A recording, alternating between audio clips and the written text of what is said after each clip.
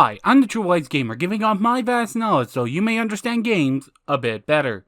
Today, we're doing a mini review. A mini review is where I talk about a game without really more getting into my thoughts about it.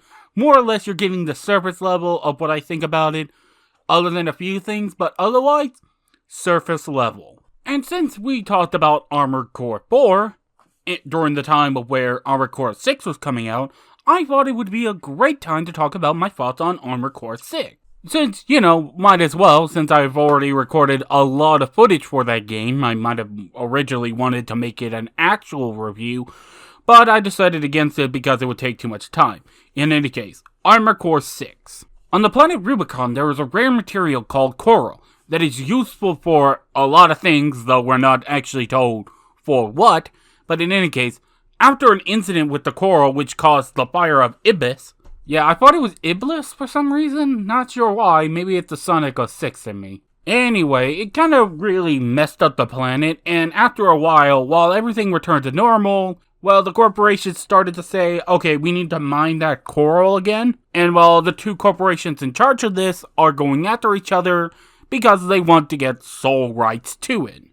During all this, we, augmented human slave number 621, are sent to the planet by our handler, Walter, to do something.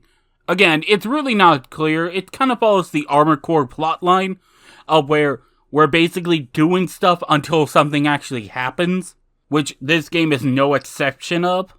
And while on Rubicon, you are given the tag name of Raven, which is ironic because we will meet Raven later, the actual one, but that's a whole other story. Actually, how are they alive? Questions for another time. Anyway, you do the normal Armored Core stuff. You do missions, get equipment, do whatever. That's pretty much the gameplay loop in and of itself. Like Armored Core 4, it's pretty much that, but a lot better control-wise. Essentially, the game plays more action-y. Essentially, your movements are jump to 11. Meaning you're gonna just boost around wherever you go, because it's just way faster. Plus, also, a lot of the mechanics just really are about you trying to just boost wherever you're going. This is actually something else I wanted to mention too. This is something weird I noticed only because I play on controllers for the most part. But if you're playing on controllers, your camera movement's a little slow. But if you play on mouse and keyboard, it's actually pretty fast. In fact, I could actually arguably say you can play on either way, because keyboard and mouse works really well if you want to just get precise targeting.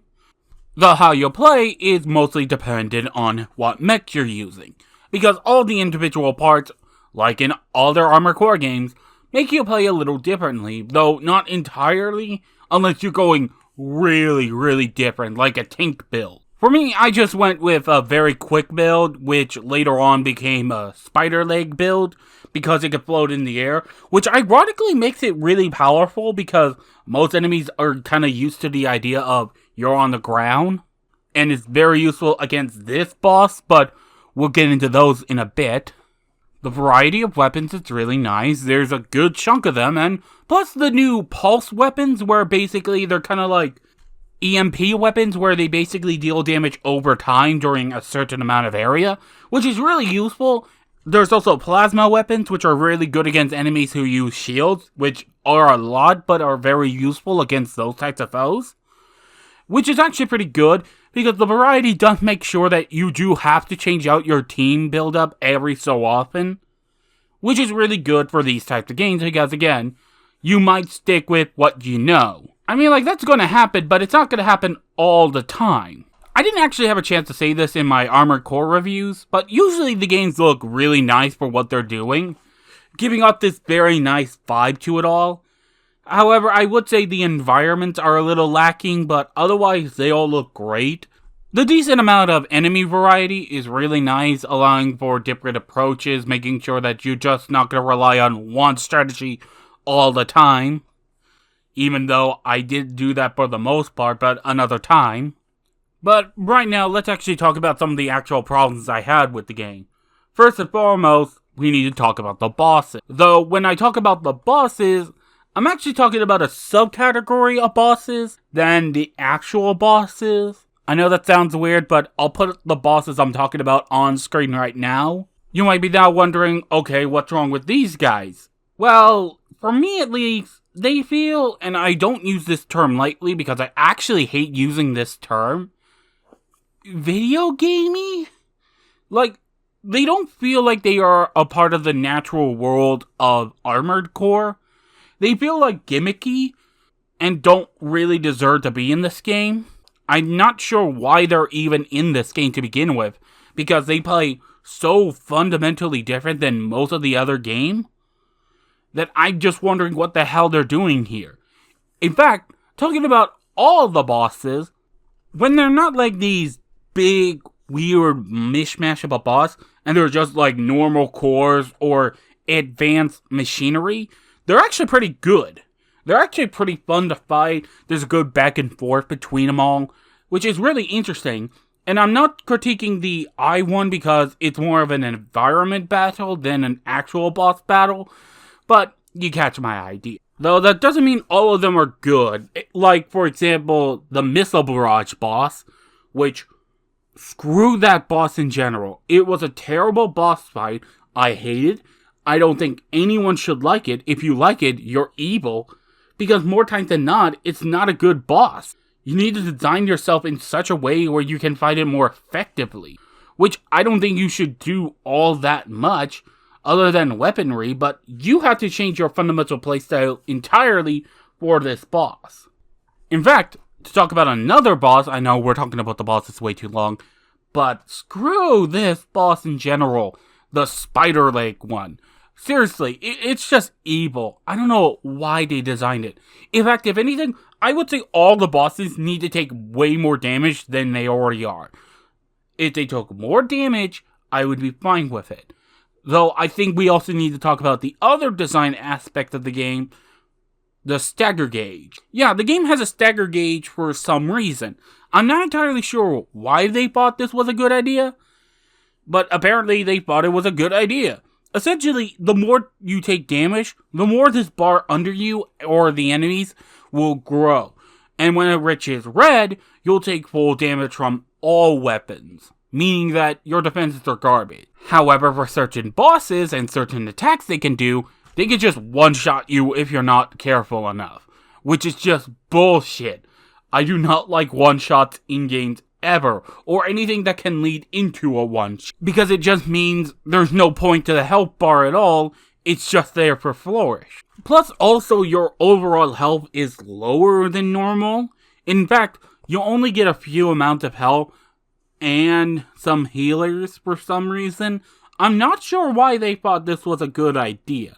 I think they did this just because for the Soul fans to say, ugh, I want to heal. Rather than understanding that that's a core mechanic to the game of, how about you don't take hits?